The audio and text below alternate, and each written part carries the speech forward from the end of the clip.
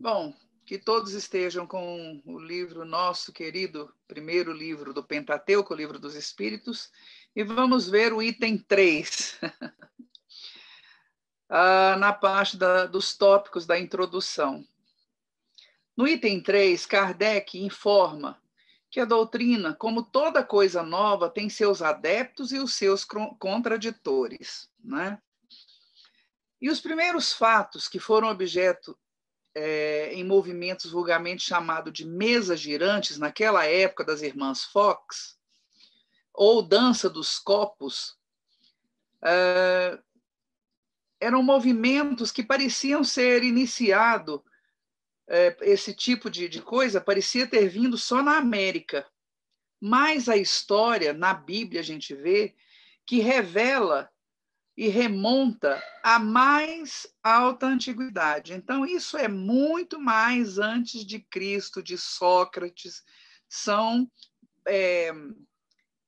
como é que se diz, ações mediúnicas muito antigas, através de circunstâncias estranhas, eram como ruídos, eram como pancadas, eram como vultos, ou sem uma causa ostensiva conhecida. O movimento circular não tinha nada de extraordinário. Ele está na natureza. Por quê? Todos os astros circulam e algumas vezes o movimento desses objetos eram bruscos e desordenados e às vezes ele tombava e levantava da terra ficando no espaço. As pessoas não conseguiam entender por quê. Caía da mesa no chão e ali elevava. E eles ficavam sem o entendimento. No tópico 4, Kardec fala sobre os fatos mediúnicos daquela época e ele acreditou descobrir que não sabia por qual a iniciativa e que tipo de impulso era dado a esses objetos, sabendo que não era somente produto de uma força mecânica cega, mas havia sim nesse movimento a de intervenção de uma causa inteligente, que eram os espíritos. Esse caminho, uma vez, era um campo todo novo de observações. Ele era um véu de observação levantado sobre muitos mistérios. Há nisso, com efeito, uma força inteligente? Ninguém imaginou que os espíritos, como um meio de explicar, viriam fazer os fenômenos.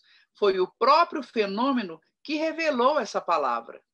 As condições que dão a essa força especial prendem-se à causa, ao mesmo tempo, física e moral, ainda imperfeitamente conhecida, porque elas são encontradas se tiverem médiums, não interessa a idade de ambos os sexos, mas que tinha todos os graus de desenvolvimento intelectual, mas tinha sua mediunidade. Essa faculdade mediúnica, de resto, se desenvolve dentro da gente com o nosso exercício e o nosso estudo.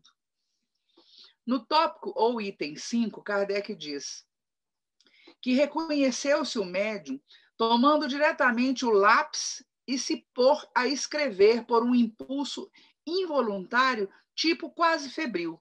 Por esse meio, as comunicações tornaram-se mais fáceis, mais rápidas e mais completas. E hoje é o tipo de fenômeno mais difundido, o da escrita. Por isso, nós temos tantos livros para que a gente possa estudar. Eis aqui, então, efeitos patentes que se produzem fora do círculo habitual das nossas observações, que não se passam com mistério, mas de um indivíduo e que milhares de pessoas repetem todos os dias à vontade, efeito que tenha necessariamente uma causa, e do momento em que eles revelam a esta ação de uma inteligência e de uma vontade, saem do domínio nosso puramente físico. É uma força inteligente. O tópico 6 é o item mais amplo de todos os itens que o Kardec deixou, que são 17. Ele é o mais amplo do trabalho introdutório do livro, do Pentateuco. E Kardec fala sobre o mundo, que é o mundo normal, o mundo primitivo, eterno, pré-existente e sobrevive a tudo. O mundo corporal não é mais do que um mundo secundário. Ele poderia deixar de existir ou nunca ter existido, sem alterar a essência do mundo espírita. Ou seja, o nosso corpo é uma coisinha, agulha num palheiro. É um tipo de forma que temos para assumir e podermos evoluir o nosso espírito que é eterno. Nos dá aqui a importância do mundo espiritual, a ideia nova de que a essência da vida é só espiritual. Estamos na matéria num mergulho transitório, na organização física, para que cumpramos uma destinação, uma programação pré-reencarnatória, e tudo que vivemos é baseado em questões fundamentais. Mas a nossa vida essencial é a nossa vida espiritual. Os espíritos revestem temporariamente um envoltório material perecível, cuja destruição é pela morte e os torna livres. A alma é um espírito encarnado, do qual o corpo é senão um envoltório carnal. A vida material é uma prova a que os espíritos devem submeter-se repetidas vezes até atingir a perfeição absoluta. É uma espécie de depurador este corpo, de que eles saem mais ou menos purificados, dependendo das ações. Isto é para nós o acontecer da reencarnação. A encarnação dos espíritos verifica-se sempre na espécie humana, e seria um erro a gente acreditar que a alma ou o nosso espírito poderia se reencarnar num corpo animal. Os espíritos exercem sobre o mundo moral e pudesse dizer sobre o mundo físico, uma ação incessante de amor. Suas relações com os homens são constantes e os bons mesmos espíritos nos convidam ao bem, nos sustentam nas provas da vida, nos ajudam a suportá-la com a coragem e resignação. Os maus espíritos nos convidam ao mal, e é para eles um prazer ver-nos sucumbir e nos assemelharmos ao seu estado. Os espíritos inferiores se comprazem com o nosso sofrimento, com a nossa estagnação, e o planeta Terra não é um mundo à parte, ou a humanidade um modelo de vida universal. Nós estamos transitoriamente. A Terra é um planeta hospital, um educandário especial para almas que não estão ainda em condições de viver em outro mundo do universo. A gente sabe que Deus misericordioso fez zilhões de mundos, bilhões de universo. Se o nosso universo tem esse monte de bolinha, imagina cada outro que tem. E cada um dele é um tipo de espírito de acordo com a sua evolução. Esses espíritos são trazidos para esta realidade na Terra para vivenciar as leis de Deus aqui. Para distinguir os bons e os maus espíritos é extremamente fácil, depende das ações. A linguagem dos espíritos superiores é constantemente digna, nobre, cheia da mais alta moralidade. São livres de qualquer paixão inferior e os seus conselhos nos revelam a mais pura sabedoria e têm sempre por alvo o nosso progresso e o bem total da humanidade. O egoísmo, o orgulho, a sensualidade são paixões que nos aproximam da natureza animal, prendendo-nos a matérias. O homem que se liberta da matéria pelo desprezo das futilidades mundanas e cultiva o amor ao próximo, aproxima-se mais da natureza espiritual. Cada um de nós deve tornar-se útil segundo as faculdades e os que Deus nos colocou nas mãos para nos provar o amor.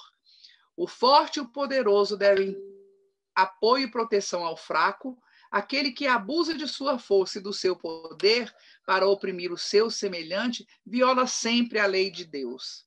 Não há faltas imissíveis que não possam ser apagadas pela expiação.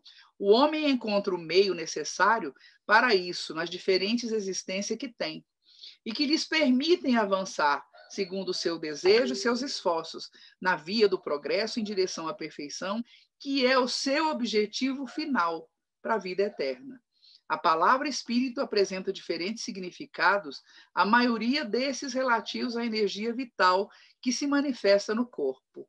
Os espíritos são atraídos em razão da sua simpatia pela natureza moral do meio que os evoca.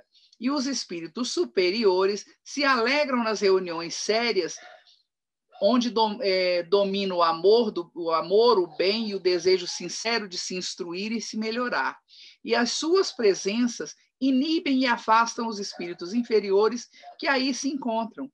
Ao contrário, um livre acesso eles têm e podem agir com toda a liberdade entre as pessoas, que sejam frívolas ou guiadas pela curiosidade, isto os espíritos de luz. E por toda a parte onde se encontram maus instintos estão eles. Cada um de nós deve tornar-se útil segundo as nossas faculdades. E os meios que Deus nos colocou nas mãos para nos provar, chamadas provações, mostra o forte e o poderoso que devem apoio e proteção ao fraco. Aquele que abusa dessa força e de seu poder para oprimir, já dissemos, viola sempre a lei de Deus. Deus é eterno, imutável, imaterial, único, todo-poderoso, soberanamente justo e bom. Criou o universo que compreende todos os seres animados e inanimados, materiais e imateriais. O espírito não é assim um ser abstrato indefinido, que só o pensamento pode conceber. Ele é um ser real, circunscrito, que em certos casos é apreciado pelos sentidos da visão, da audição e do tato, de acordo com a mediunidade. O mundo dos espíritos tem a sua importância quanto ao seu conhecimento por nós, pois é o mundo essencial ou a nossa matriz. Semana que vem vamos para o tópico 7.